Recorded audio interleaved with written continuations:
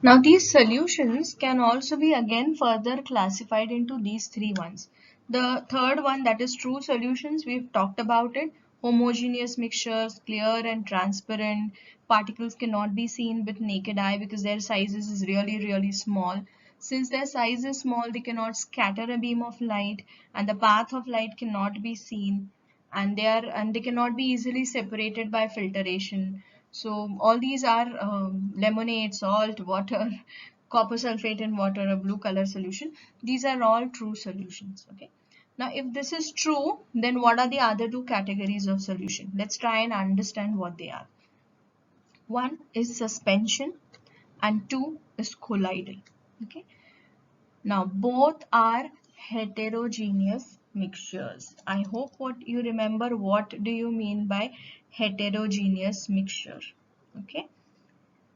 Now, in suspension, these particles do not completely dissolve in the solvent. Okay, they remain suspended in the solvent, and that is why we say that it is suspension. Now, if they are hanging around in that solvent, they can be seen with naked eyes.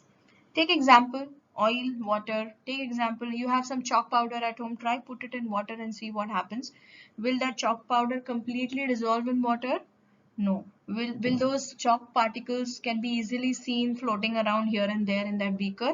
Yes. So these particles are big enough, they can be seen by naked eyes.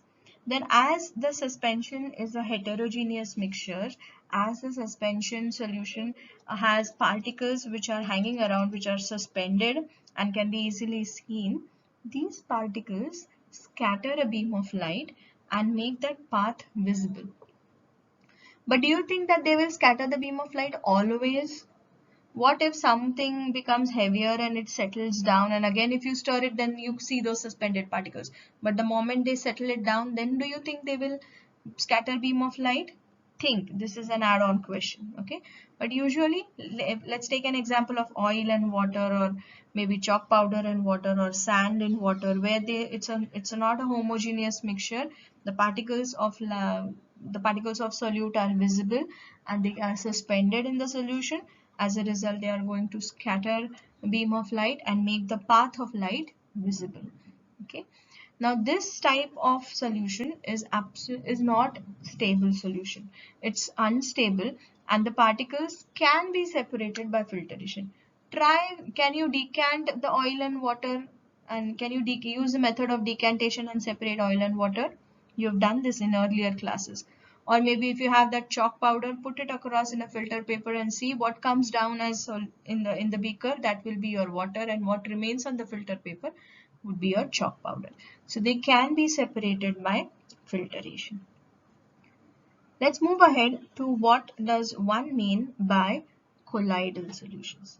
Again, like suspension, here too the particles are they form a heterogeneous mixtures and the particles remain suspended. Okay, just that the particles are uniformly spread throughout the solution, and actually they just might trick you by saying that, oh, it's a homogeneous solution, but no, the particles are they are uniformly distributed. Okay, they are not suspended actually, and that is why it appears to be a homogeneous mixture, but it is a heterogeneous mixture.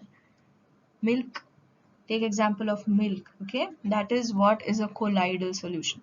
Now why is it so that it is a heterogeneous mixture? Why is it so that the particles cannot be seen, but yet we call it as, oh, this is not a true solution? That is because if I compare the particle size of suspension versus colloidal, the colloidal solution has particles of solute which are smaller in size as compared to that of suspension. Okay. Now, because of being smaller in size, definitely we will not be able to see them with naked eyes. When you take a glass full of milk, can you see the particles of milk in that glass?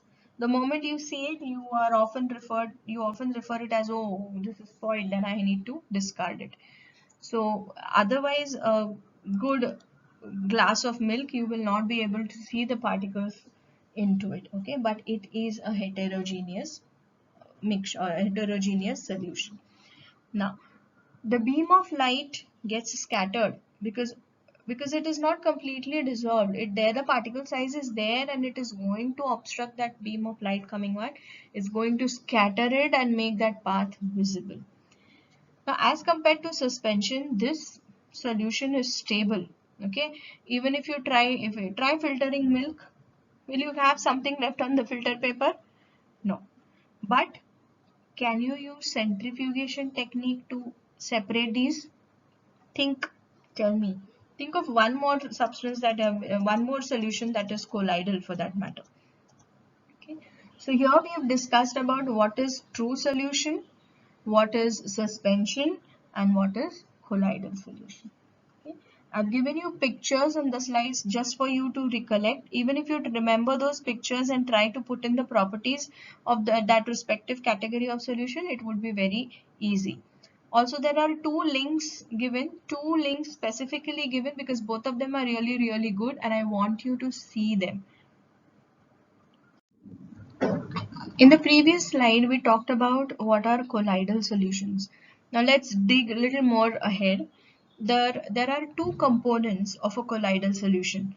One is a dispersed phase and the other is a dispersion medium. Okay, you can compare the dispersed phase is like solute. Okay, whereas the dispersion medium, you can say that it is a component which is in which the dispersed phase is suspended. Now, the table that is given in the slide, it's lovely, it gives us a lot of opportunity to test you whether you've really understood. You got my point? So that's the most probable objective MCQ zone in this lesson. Now, the solute-like component or the dispersed phase in a colloid form, we call it as a dispersed phase, and the component in which the dispersed phase is suspended, we call it as a dispersing medium. Accordingly, I may want to classify them as per their states, like maybe solid, liquid, or gas of the dispersing medium and of the dispersed phase. Now, these examples which are given in the table are quite routine examples, and we often get these things in and around us. But now I want you to think in terms of what type of really collides would they be. Okay, whether they will be aerosol. Aerosol means a liquid in a solid, a liquid in a gas, sorry, or it could be a foam like your shaving cream foams where it's a gas in a liquid, or it could be a solution like a solid in a liquid in terms of milk of magnesia or mud maybe. So just go through this table, practice, read it very often, try and understand what type of collides will they form and what is the dispersed phase and what is the dispersing medium. If you go by the examples, it would be easier for you to correlate them. Okay.